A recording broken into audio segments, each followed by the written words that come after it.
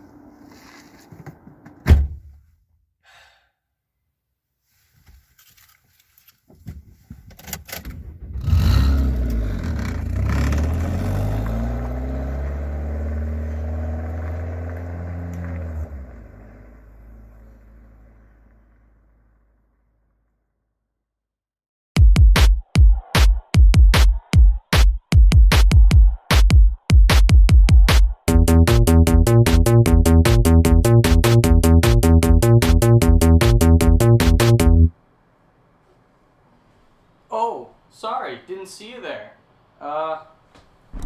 Look at this conveniently placed microphone. Hi, I'm Biz Nasty, and I'm filming a video on this YouTube channel again for your enjoyment, probably not. Welcome to my brand new show, as you can see here. It's called the Album Spotlight Show, or ASS.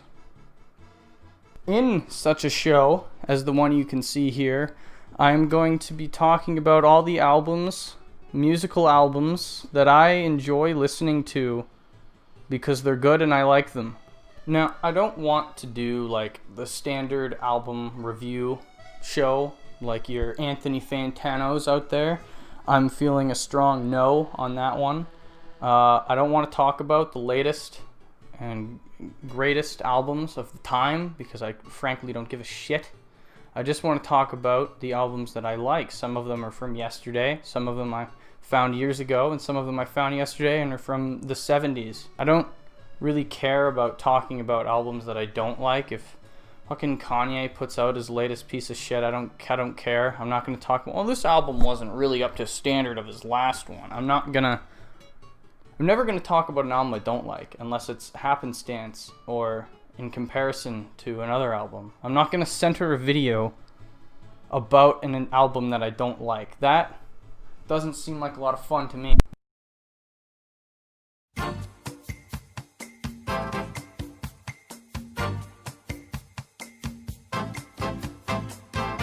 So I felt it necessary that for the very first episode of this brand new show that I was going to talk about my all-time favorite album of all time favorite.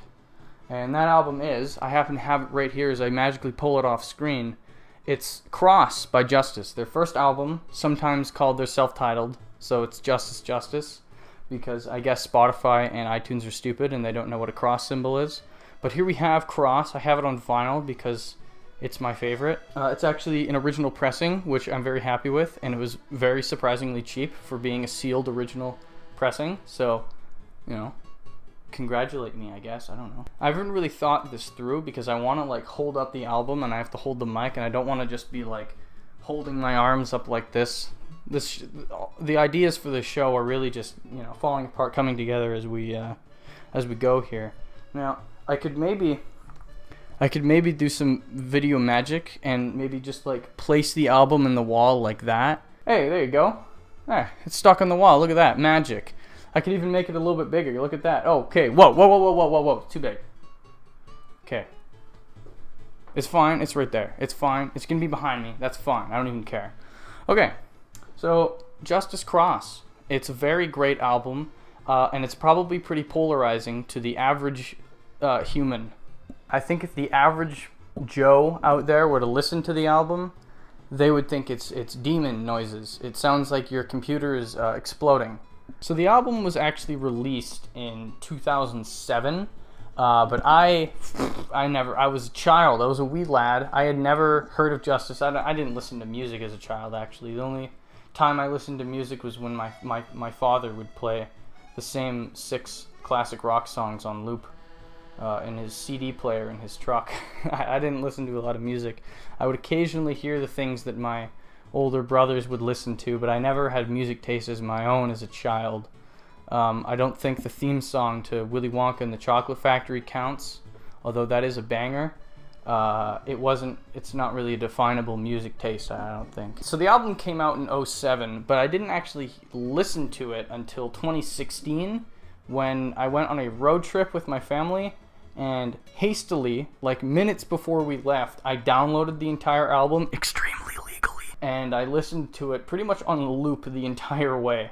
So now let's talk about the individual songs. I'm just going to run through the track list and like give what I think about each song. I'm going to describe the album as each song would progress in the album. Actually, before I talk about the songs in order, I should talk about how a little tidbit about the album, about me rather. When I first listened to the album when I was like a kid and I didn't know anything about music, I didn't know anything about albums or anything. I didn't know anything about music. I didn't listen to music. I didn't know that albums were supposed to be like in order. Like they were supposed to have a set track list. So when I downloaded it, all the songs came in like alphabetical order because I put them that way, because how else would I do it? And then as I was listening to it, I started to realize that the beginnings and ends of songs like they sounded the same, and I was like, wait a minute, is there like a conspiracy here? Because back then I didn't know anything about music. I just knew that bands made albums, and I thought it was just like, you have a bunch of songs, here's the album. I didn't think it mattered that what order you listened to it. So when I started writing down, like in the car, like I had a notepad, I was just writing down like, this song sounds similar to this one. I was going back and forth through all the songs. The beginning of that one sounds like the beginning of this one. I was putting them in order. I'll see if I can find the notepad. I still have it. I'll put it up on the screen for like the track list that I made, and I got pretty close using the song transitions that they did, and I like put them into a playlist like in the order that I thought, and I was like, this makes sense, this is working, and I got pretty close. I had a couple wrong, but like for big stretches, I had like big stretches correct, but I had the blocks of songs in the wrong order. So when I came up with my track list, I was texting my friend like, oh my god, dude, I think there's like a secret order you're supposed to listen to the songs in. And it never occurred to me, of course, that there's supposed to be a track list. And I don't remember my friend's reaction, but it must have been like, well, yeah, no shit. Like, duh, it's an album. There's an order to the songs. So anyway, the songs, the individual songs, we'll start with the first song, which is called Genesis, which sticks to the, Christian theme. By the way, not a Christian album, despite the imagery. The reason why it's a cross is because they thought it looked cool. They were like, yeah, that's a good logo. I don't think they were trying to deceive people, because I feel like if your average Christian would listen to this music, they would think it's Hellspawn, and they would probably think that the album's supposed to be listened to like this, not like this.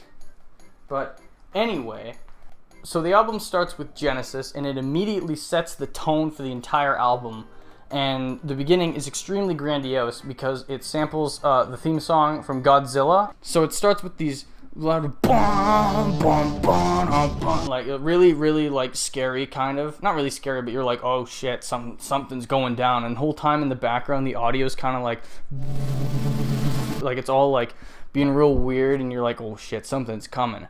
And then it finally like it simultaneously builds up and it like fades out, and then the whole song just like drops and then it sounds like your speakers are exploding. So then Genesis perfectly, and might I say expertly, transitions into the second song, Let There Be Light, which again, sticking to the Christian or biblical theme rather, and then it basically is just this repeating drum loop that then just seamlessly continues into the next song. And you wouldn't even tell that it was, like, if you were to listen to the songs individually, you'd just think, okay, it starts with drums. So the other one, okay, Genesis ends with drums. But then together, if you're listening to it, if you were listening to this for the first time, and then you weren't, like, watching, like, you weren't looking at your Spotify to see that the next song had started, you would think that it's still going, and you're like, oh my god, the song goes into, like, part 2, it's still going, but no. It perfectly becomes the next song. So the song basically has a consistent beat that goes through the entire song, and all the synths and everything on top of it. It only just adds more and more synths through the song, and it just builds up and builds up the whole way, and you're just like, oh my god, it's getting so intense. And then it just like cuts out, and it just drops to just this like softer, not really piano, but like just a soft synth piece as it like closes out with just some cymbals, and it just goes away, and then it just fades out. So then next up is Dance. So with Dance, the third song in, after 7 minutes of this album, you finally get to hear the first words, and it's just do the dance, unsurprisingly. It's really no surprise that this song is their most popular. Let's do some on-the-fly fact-checking right now. Currently, it has 53,700,000 plays on Spotify. And it's really no surprise that it is their most famous and most popular song, because it really sums up exactly what they do. They take like harsh synth noises and they just mix it with disco jams. It's essentially a disco album. They've said it themselves actually, that the album is disco, but I think if you were to tone down the synths and bring them back to a listenable level, it would just sound like your average disco album, but you know, it's buried under about 5 layers of just, you know, white noise that have been tuned to a note. Next up is New Jack, which is probably my favorite song on the album, and it's probably their most divisive song. It's their most weird one. This album apparently samples like 500 albums. They'll take like one drum hit from here, one cymbal from there. It's like an unrecognizable sample because it's like millisecond of audio. But there are a couple like actually listed samples, and one of them is You Make Me Want to Wiggle by the Brothers Johnson, and that is entirely what this song is made of. They took that song, they twisted it, and they morphed it into this like chopped up, never-ending, like, just babble of what the person was originally saying. Like, they repeat the main line where whatever the main singer of the Brothers Johnson is, like, he says, like, you make me want to wiggle, and then it just becomes, like, it's ridiculous to listen to. I recommend you listen to it, because that song, I think, will make or break the album for you. If you like that, you will love the rest of the album. If you don't like it, I'm going to say something to you right now that I've never said to another living soul in my life.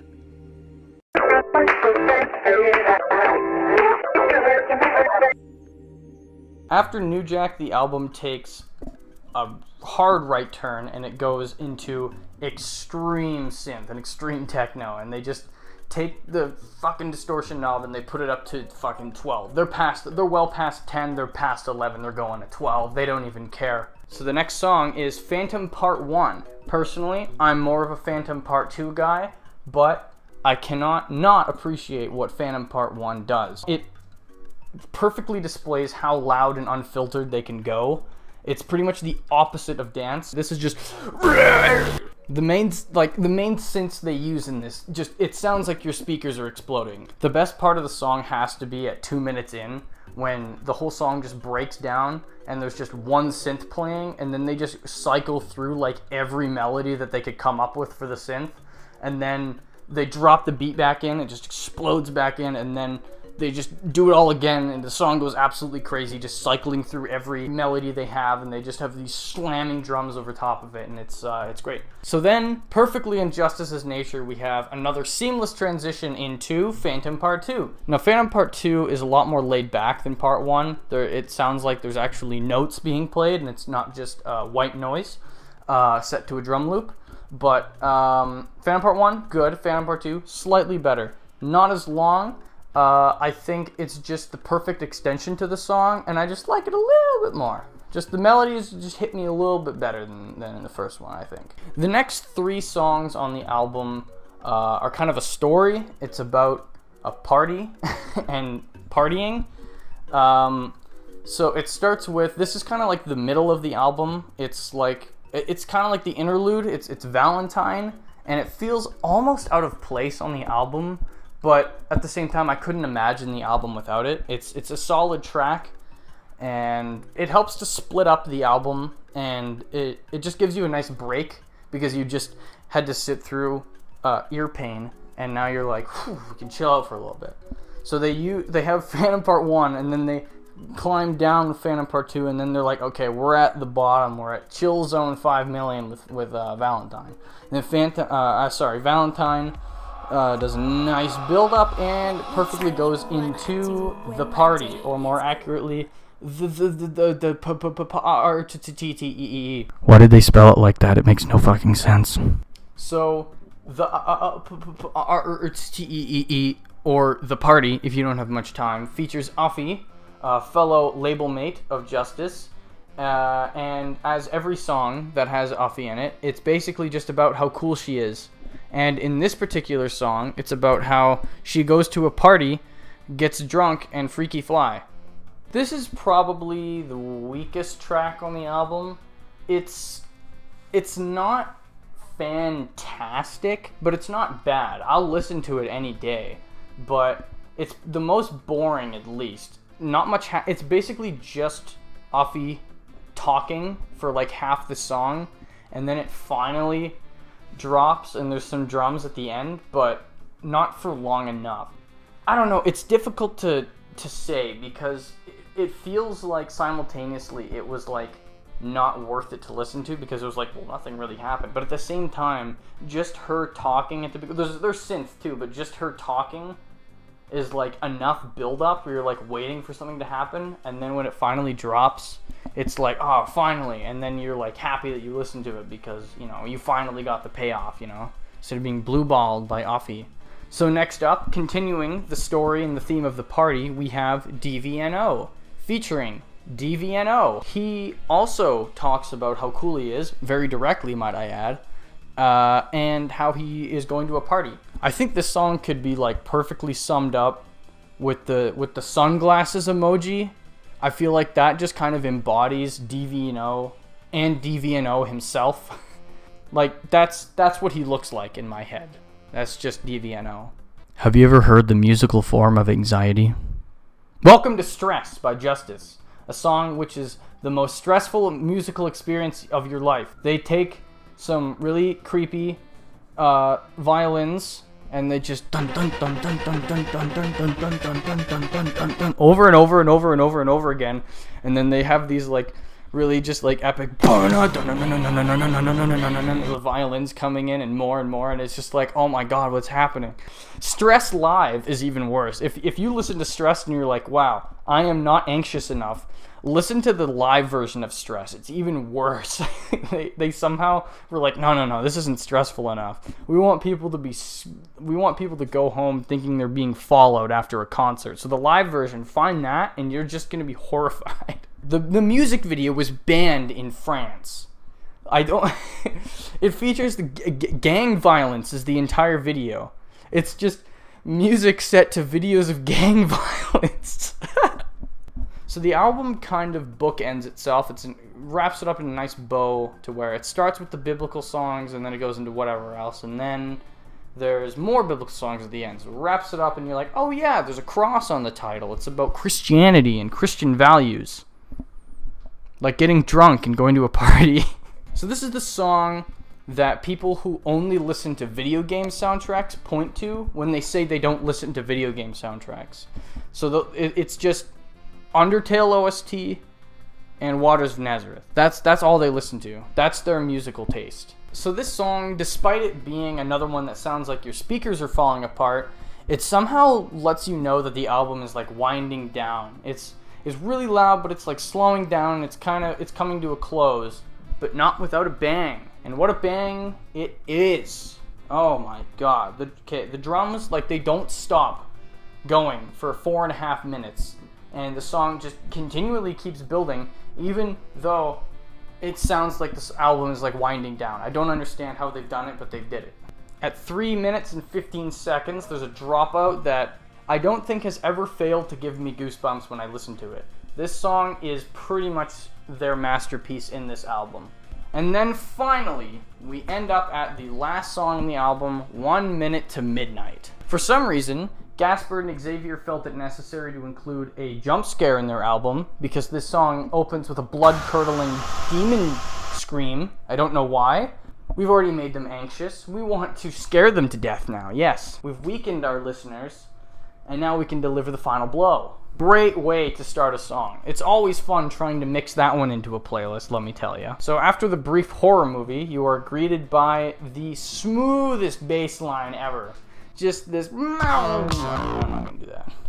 At 3 minutes in, the song starts ramping up and building in intensity, and it gets ever more intense, and then it suddenly just cuts out, and it leaves you with this drum loop. Just a drum loop that also eventually leaves you. Just like my ex-wife.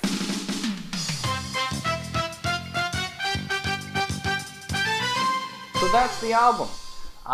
It's, once again, one of my favorite albums of all time, and I hope that you give it a listen, or if you know it, I hope that you agree with me, because if you don't, you don't deserve life, and you should forfeit your living privileges immediately. So I hope I've at least inspired you, if you've never listened to it, to give it a listen. I recommend just listening to it beginning to end, not on shuffle, like some of you fucking monsters out there that listen to albums on shuffle. You're literally scum, you know that, right? So in conclusion, I would give this album 0 out of 10. 1 Minute to Midnight is more than 1 minute long. This is unacceptable. Please rectify the issue and re-release the album. Thank you.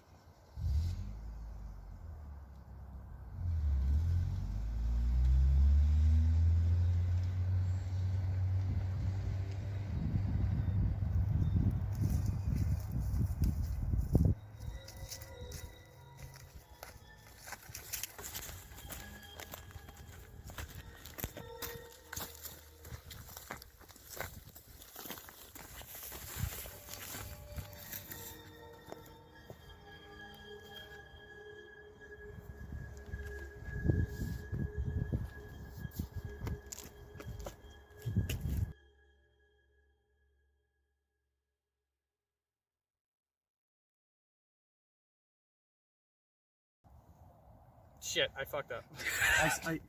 Do it again.